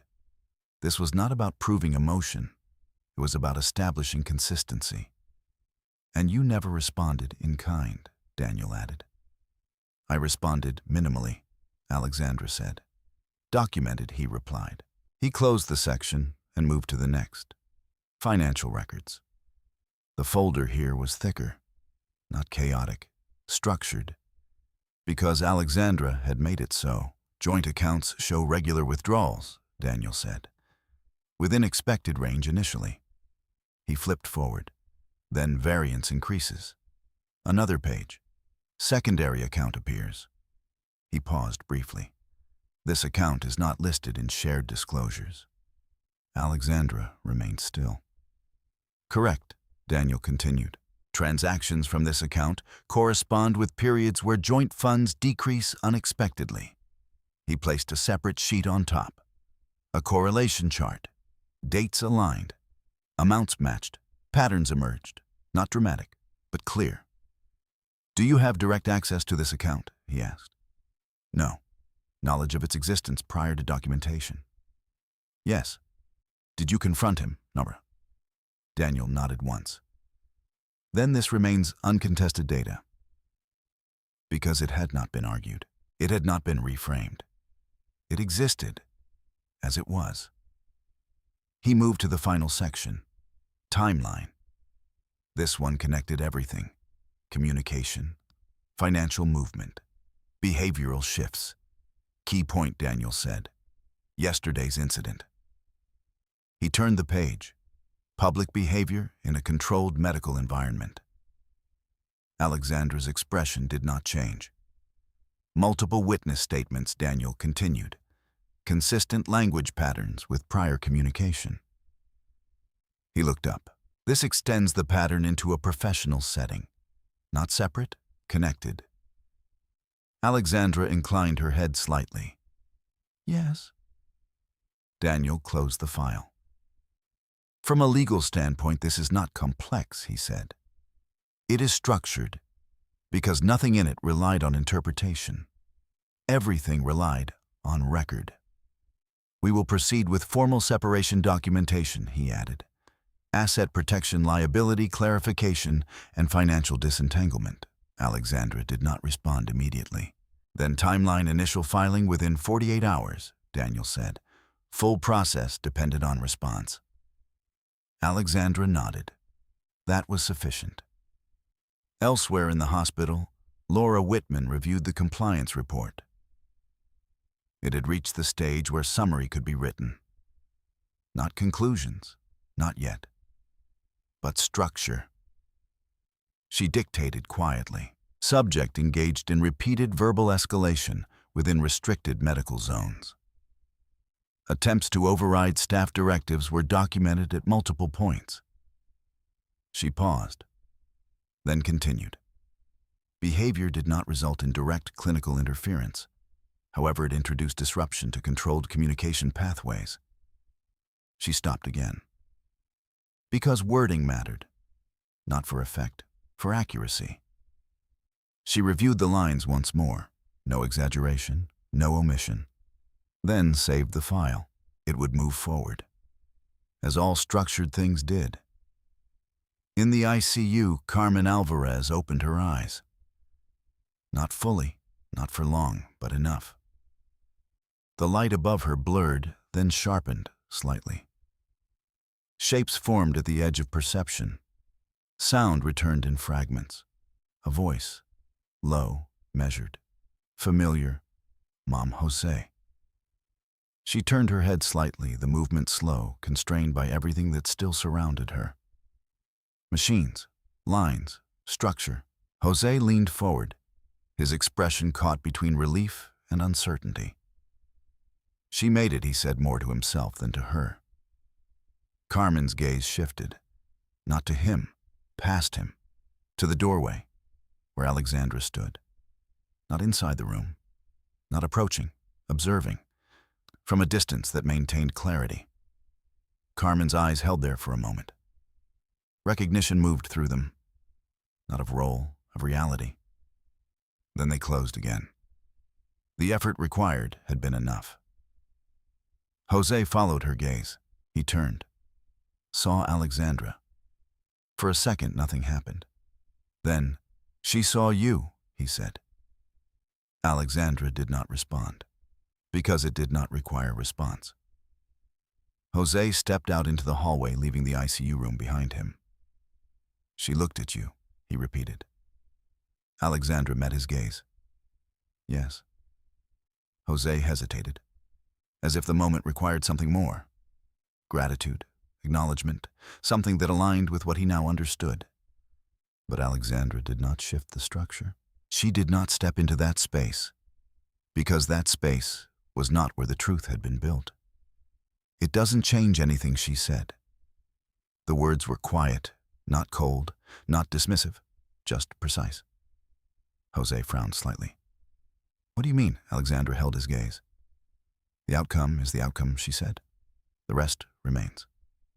Jose absorbed that, slowly, because it separated things he had begun to connect. Her action, their relationship, her silence, his assumptions. They were not the same. They had never been the same. And now they would not be allowed to merge. "There's going to be a review," he said. "Yes, and legal, yes." The answers came without hesitation, because they had already been decided. Not emotionally, structurally. Jose looked at her. For the first time, not searching for control, not expecting alignment, just looking. As if trying to understand something that had always been present and always been overlooked. Alexandra stepped back slightly, not retreating, repositioning. because the conversation had reached its boundary, and she did not extend beyond it. Focus on her recovery, she said. Jose nodded, because for now that was the only part of the situation he could still hold without uncertainty. He turned back toward the ICU room, and Alexandra walked in the opposite direction, toward the administrative wing, toward the processes already in motion, toward the structure that would carry everything forward, without noise, without spectacle, only with the same clarity that had defined every step before. And this time, nothing would be left unrecorded. Carmen Alvarez did not recover all at once. She returned in fragments. Awareness came first in brief intervals that did not always connect, then recognition slower, more selective. Pain followed managed but present, grounding her in a body that was no longer as certain as it had been. Time for her moved differently now, measured not by hours, but by what she could hold in memory without losing it. On the third day, she remained awake long enough to speak. The ICU room was quieter than before. Machines still marked her condition, but the urgency had softened. What remained was vigilance. Jose stood beside the bed, his posture uncertain in a way that had become more familiar over the past 48 hours. "You're okay," he said, though the statement carried more hope than certainty. Carmen's eyes shifted toward him. "I'm here," she replied, her voice low, controlled by effort. The words cost her. Jose leaned closer. "You don't have to talk." Carmen studied him for a moment, not with emotion, with assessment. "What happened?" she asked. Jose hesitated, because the answer had changed. Not, in fact, in meaning. "You had a tear in your aorta," he said. "They operated." Carmen nodded slightly, and Jose swallowed. "And you made it." Carmen's gaze remained steady. "That's not what I asked." The distinction settled between them. Jose looked away briefly, then back. "Alexandra was the surgeon," he said. The words came out without resistance, because resistance no longer held. Carmen did not react immediately. Then slowly, her gaze shifted toward the doorway. It was empty, but she did not seem surprised. "She didn't come in," she said. Jose shook his head. "She checked earlier, from outside." Carmen's expression did not change. She would, not as praise, as recognition. Jose watched her carefully. "You knew?" he asked. Carmen's eyes moved back to him. "No," she said. "I didn't know." A pause. "Then I just didn't see." The difference mattered. And for the first time, Carmen acknowledged it. Later that afternoon, Diane Alvarez stood in the hallway outside the ICU, reviewing a printed report she had requested from the administrative desk. Not medical, procedural. She did not read it all. She didn't need to. The structure was clear enough. She looked up as Jose approached. "They're reviewing you," she said. Jose nodded. "I know." Diane studied him, and Jose exhaled slowly. "I don't think it's going away." Diane folded the report. "No," she said. "It's not." Jose leaned against the wall, his posture no longer defensive, just tired. "I didn't think it mattered," he said. "What didn't?" Diane asked. "The way I spoke, the way I handled things." Diane held his gaze. "In most places, it might not," she said. "Here it does. Because here, everything was recorded. Everything had consequence. Not immediate, but eventual."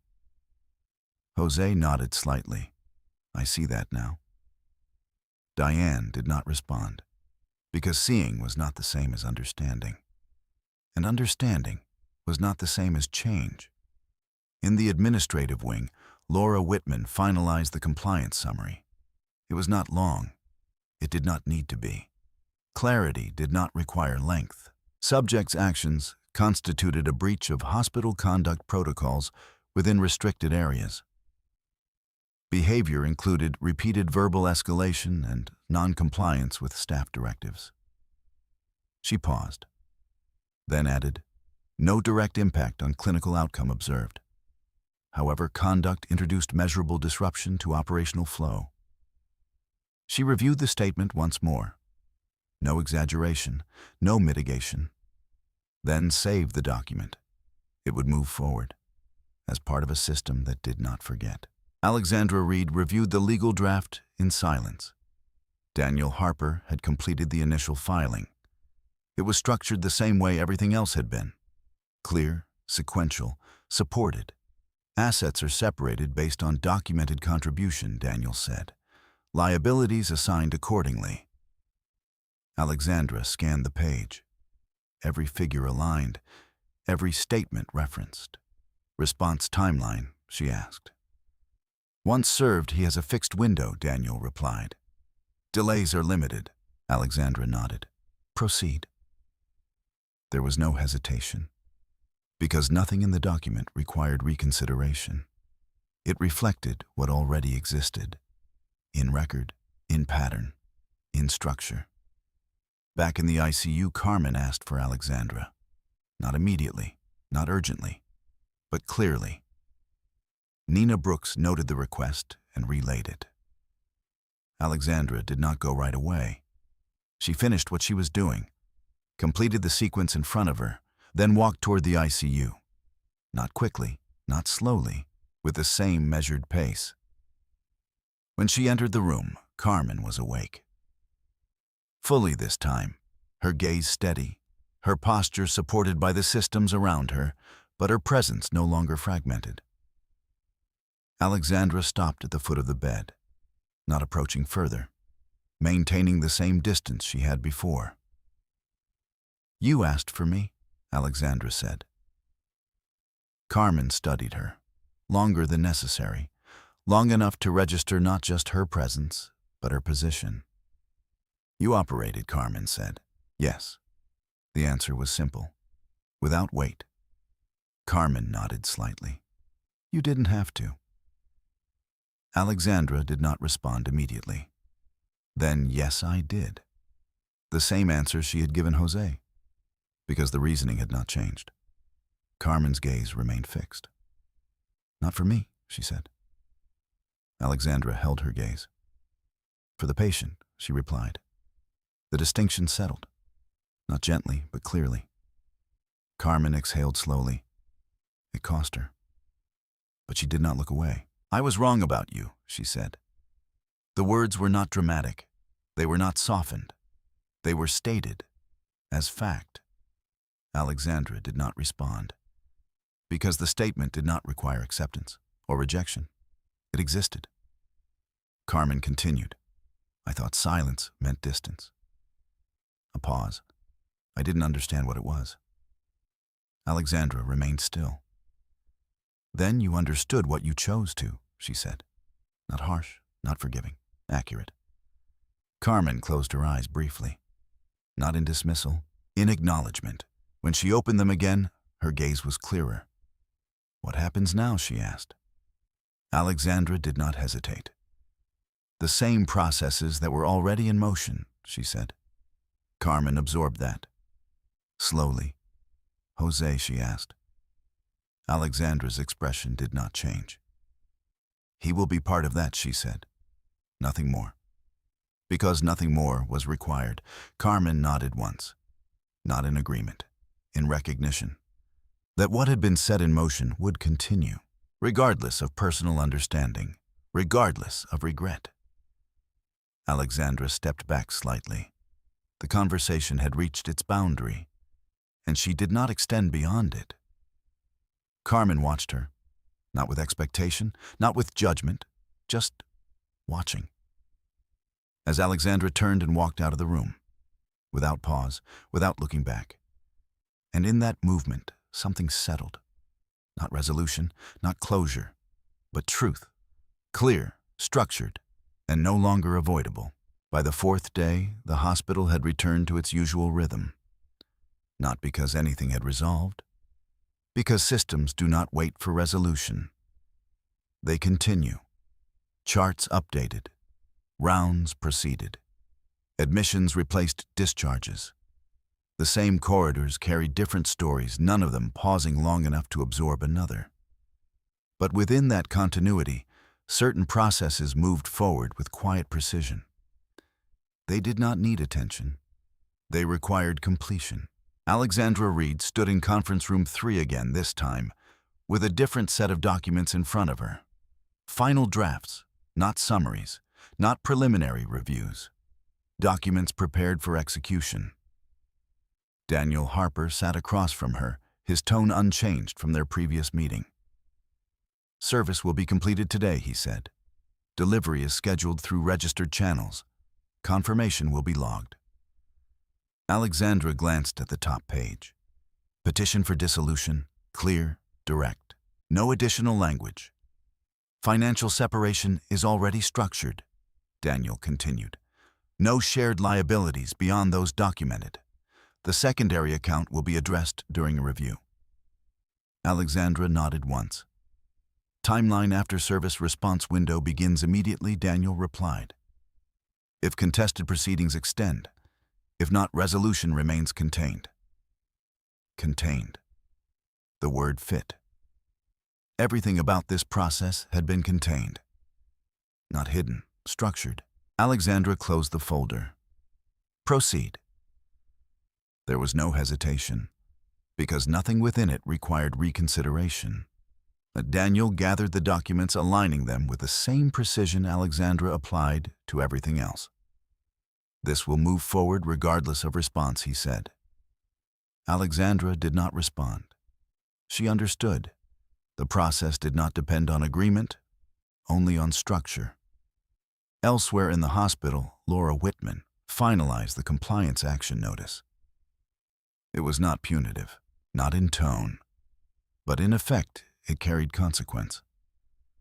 "Subject is formally notified of conduct review findings," she dictated. "Further access to restricted medical areas will require adherence to updated supervision protocols." She paused, then added, "Any future violations will result in escalated administrative action. Clear, defensible, enforceable." She reviewed the language once more. No ambiguity. Then sent it forward. Jose Alvarez received both notifications within the same hour. The timing was not coordinated. It did not need to be. Processes aligned naturally when they followed structure. He stood near the hospital parking structure when his phone vibrated. The first message was from an unknown number. Official. He opened it, read the subject line.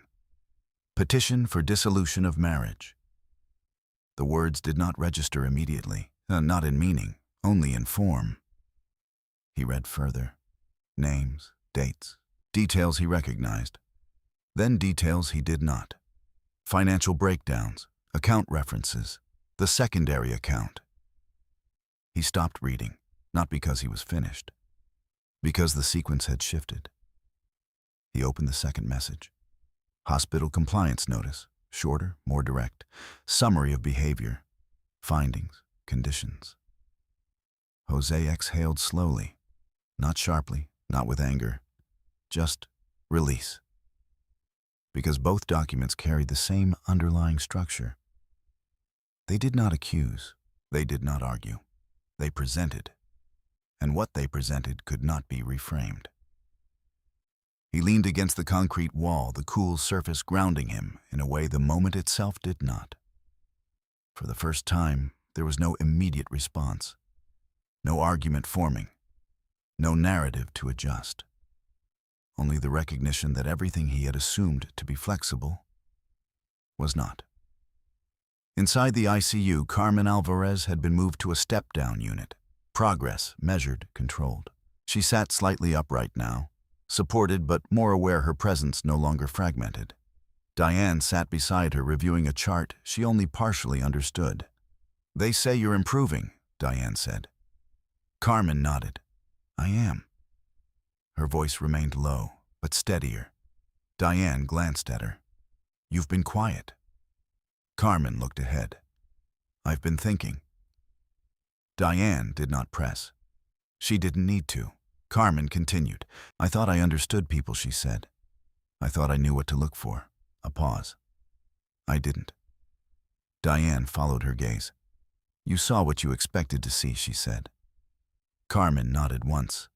Yes, because expectation had shaped perception, and perception had shaped judgment. Alexandra had not changed. Only Carmen's ability to see her had. Alexandra did not return to the ICU that afternoon, not because she avoided it, because it was no longer required. Her role had shifted fully out of that space. Instead, she completed her final report. Procedure details, timeline, decision points. Each section written with the same clarity she applied in practice. No excess language, no interpretation, only what occurred and why. She reviewed it once, then submitted it, complete. Late afternoon, the hospital lobby filled with the soft movement of people transitioning out of the day, visitors leaving, staff rotating. The building exhaled in its own way. Alexandra walked through it without pause, her pace unchanged, her attention forward. She did not look for Jose. She did not need to. He was there, near the entrance, not waiting, not pacing, standing, as if the movement around him did not quite include him anymore. When he saw her, he did not approach immediately. He watched her cross the space, measured, controlled. The same way she had moved through every moment, he now understood differently. When she reached the doors, he spoke. Alexandra. She stopped, turned, maintained distance. Yes. Jose held the phone in his hand, the screen dark now. I received the documents, he said. Alexandra nodded. Yes. No explanation. No justification, because none was required. Jose hesitated. Then you already knew, he said. It wasn't a question. It was recognition. Alexandra met his gaze. I review details, she replied.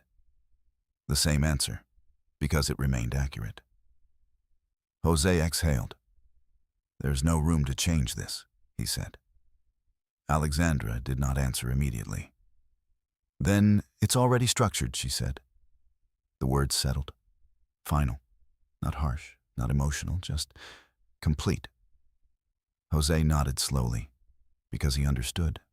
Not everything. But enough. Enough to see that the process had moved beyond conversation, beyond adjustment, into something that did not rely on him. Alexandra turned back toward the doors, then paused. Not long. Just enough. Your mother's recovery will continue, she said. Focus there. Jose nodded. I will.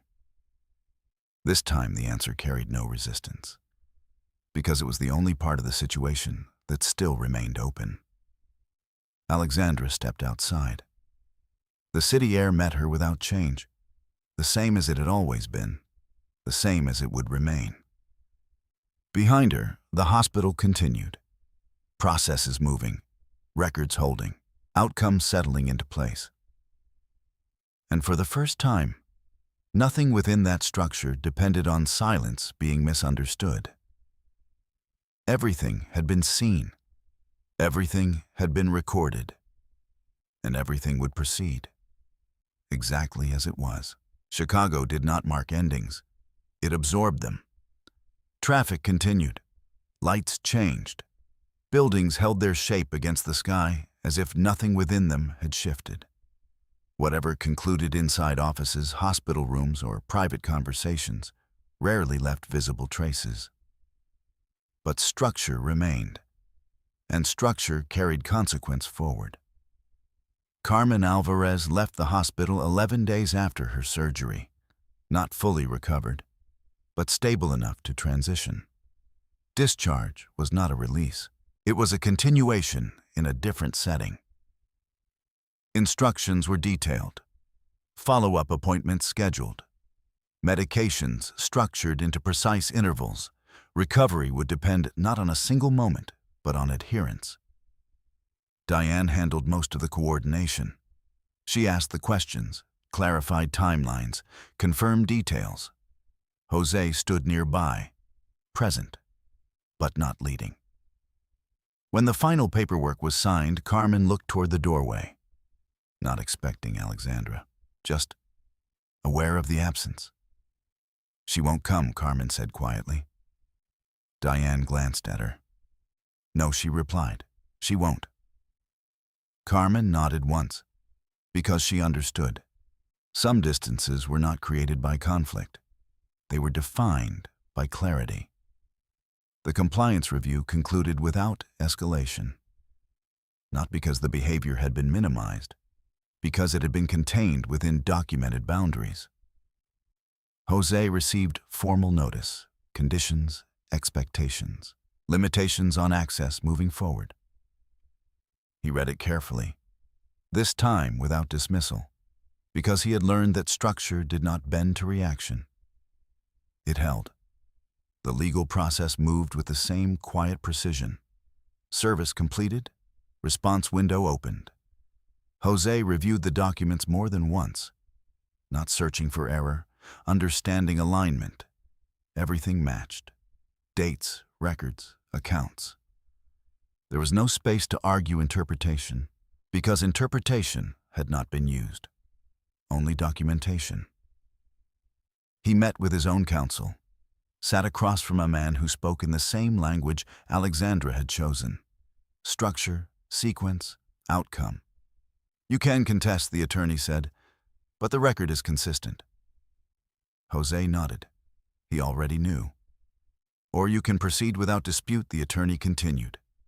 "Resolution will be faster." Faster did not mean easier, but it meant contained. Jose exhaled slowly. "I'll proceed," he said. The decision was not dramatic. It did not carry relief. But it was clear. Alexandra Reed did not attend any of those meetings. She did not need to.